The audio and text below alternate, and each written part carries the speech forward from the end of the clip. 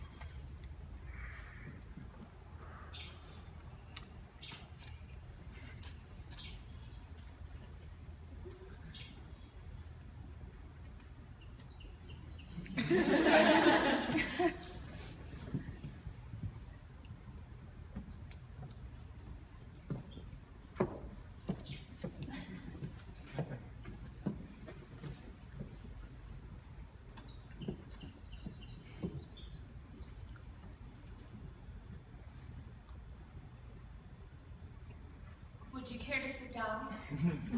Yeah, thanks.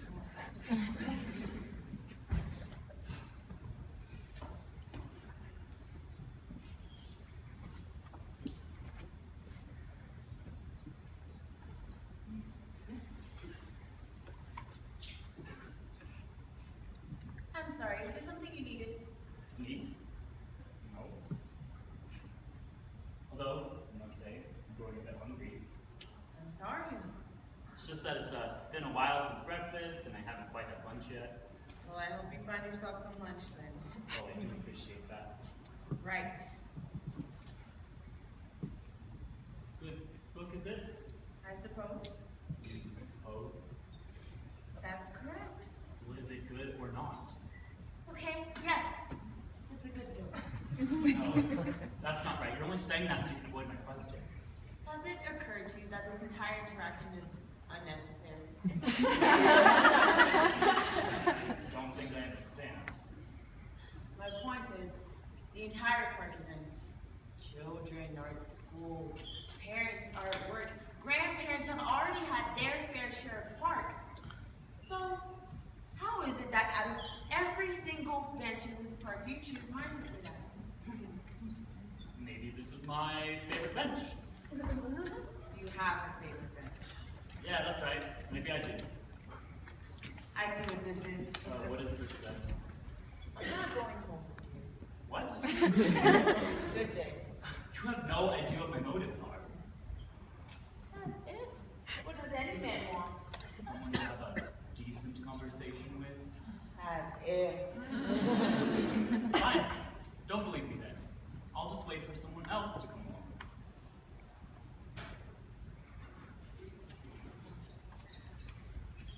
Fine. You have my attention. Great.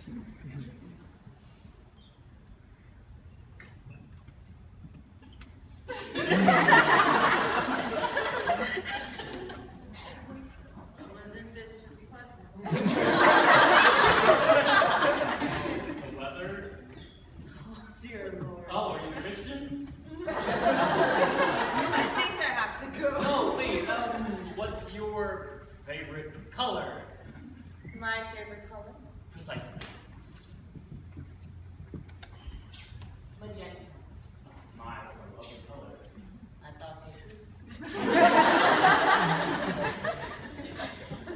Well, Well, what? aren't you going to ask me what mine is? I suppose. You suppose? Do you want me to ask you or not? Yes, please. What's your favorite color? You know, I've always admired the color pink, although boys aren't supposed to like it. I always got bullied and beat up in school for having things like a pink backpack or a pink binder or pink stickers. They'd ask me, if I were to beat you up right now, would you turn pink instead of purple? And all their buddies that followed them around thought they were really funny and cool, but I never did. I just thought that it hurt. And for a while, for some reason, my parents thought I was going to become homosexual because they thought that pink was such a feminine color. And my dad took me to a psychologist to get the gay out of me. I'm not gay, but whenever I tried to tell my dad that, he always said that he just had to make sure. But it seemed to have turned out all right. I had a decently happy life. Why are you telling me all of this? Why not? I don't know, that's just not the type of thing that you say when you're trying to make a first impression. Now it's your turn to ask me something.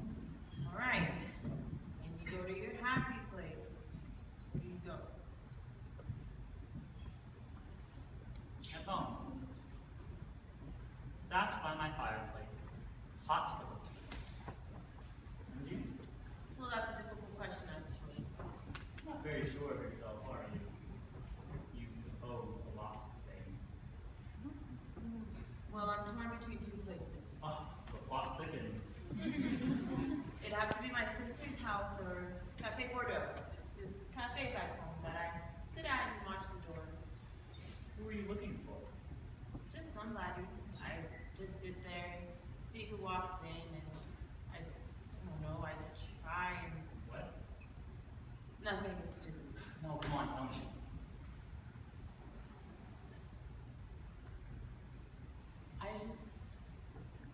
I think I'm gonna see the one you know. Be sat there at my usual table. Not how I'm sat here at this bench, I sit differently there. And I'll study the face of each individual who walks in. I'll wonder what they listen to on the car ride over. The coffee they're ordering. If he wants kids. Just ridiculous things like that. I just have this fantasy that the perfect guy will grab his coffee from the counter and he'll walk over and he'll trip his coffee, he'll trip and spill his coffee, and I'll help him pick it up. And I'll pay for new coffee, and in return, he has to sit with me at this cafe. Did you marry him? I don't know, how long did he sit with me? Well, that is a good point. Look at you, unsure about things. You know me so well. All right then, your turn. Oh, another question? The clock is ticking. Questions is hard. You wanted to talk to me, give me something to work with. All right. I've got one. What is the happiest memory you remember? Wow, What's that? I can't seem to think of anything. Oh, I'll give you a moment. No, I suppose I've got it. When I was a little girl, my family wasn't very stable when it came to finances. And so we had to learn how to go without food sometimes. That sometimes staying at home was better than going on field trips with the other kids. That every Sunday, you had to go to the laundromat to wash clothes. And you have to keep your head down and look for quarters that people left on the ground. But one day, my dad came home, he busted down the door. He said, "Girls, let's go get some ice cream." My sister and I didn't really know what to take from that. We really hadn't had ice cream before, so we didn't have an opinion of it. But we walked down to the ice cream shop, and my dad ordered us both 2 double scoop cones of chocolate ice cream. And it was the best thing I had ever tasted. I remember sitting there Did and... you sit on a bench? What? Did you sit on a bench? Actually, yes.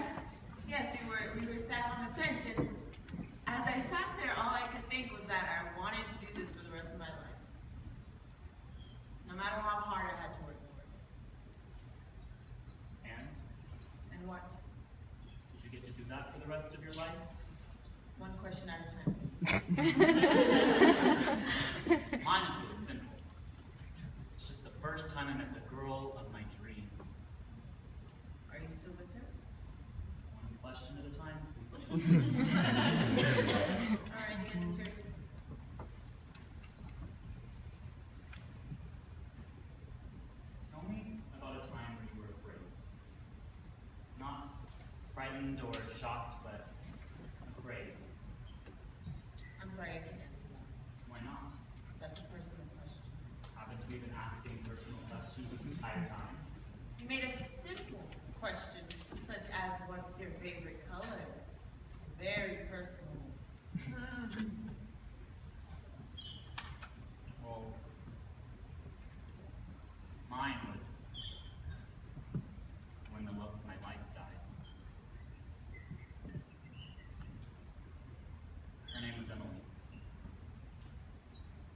first time I saw her was 2 years ago, sitting in a park at a bench, just like this one, all by herself.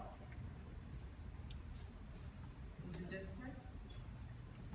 No, I don't visit that one anymore. What happened to him? I saw her sat there, and all I could think of to do was sit right down next to her and tell her that I fell in love with her the minute I saw her. She thought I was nuts, of course, but she kept visiting that park, and every time she did, I was already sat down at the same bench she was. After a while of pestering, she finally decided to go on a date with me. And that one date turned into a year of dating. Finally, I decided that I couldn't take the fact of her not being mine any longer, so I went to the jewelry shop, and with what little money I had, I bought the prettiest ring I could afford. And then I told her to meet me at her bench in the park. And when I got there, a man tried to mug her. And when she wouldn't give away her purse, he stabbed her. I stood there, scared for my life, but not because the man had a knife and could have easily taken it away from me. I would have preferred that, actually. But I was scared because I then didn't know what the rest of my life was going to look like without her. And I found it lonely. Very lonely.